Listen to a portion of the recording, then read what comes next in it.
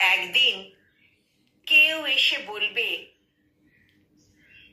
তোমার বসবার ঘরে একটা চৌকি পাতবার জায়গা আছে? আমি ওইখানে আমার খাটিয়া এনে শোবো। আমার গাছতলা আর ভাল লাগে না। একদিন কেউ এসে বলবে, তোমার ভাতের থালা থেকে আমি 3 গ্রাস তুলে নেব, কারণ আমার কোনো থালাই নেই। আমার অনাহার একঘেয়েমির মতন ধিক ধিক করে জ্বলছে, আর আমার ভাল লাগে না। গাড়ি বারান্দার তলা থেকে ধুলো মাখা 3টে বাচ্চা ছুটে এসে বলবে, ওগো, আমরা বাসি রুটি চাই না, 5 নয়া চাই না।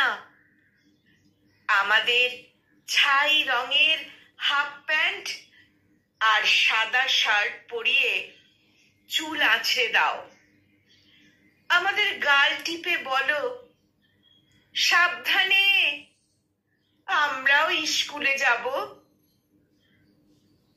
একদিন কয়লা খনির অন্ধকার থেকে উঠে আসবে একজন কালো রঙের মানুষ। সে অবাক হয়ে বলবে, এ কি, আমার জন্য শোক সভা নেই কেন? ডিনামাইট নিয়ে আমি গিয়েছিলুম গভীর থেকে আরো গভীরে।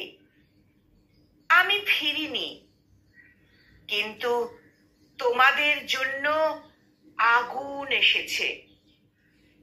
আমার নামে তোমরা কেন কোনো রাখনি শহরের রাস্তার নাম? তবে এসব রাস্তা কাদের নামে, তাদের তো চিনি না।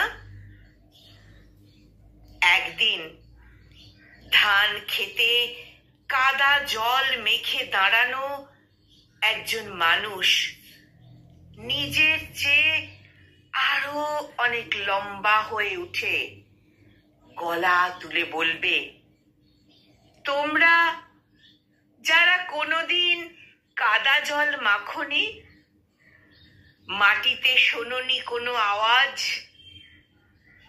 জানো না ঘাম রক্ত উৎকণ্ঠায় সবুজ হয় সোনালি, সেই তোমরাই শস্য নিয়ে রাহাজানি করো, আর আমার সন্তানরা থাকে উপবাসী।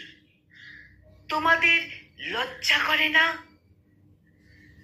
আমি আসছি, আমি আসছি, আমি আসছি। কলমে সুনীল গঙ্গোপাধ্যায়, আর কণ্ঠ প্রয়াসে আমি নিবেদিতা।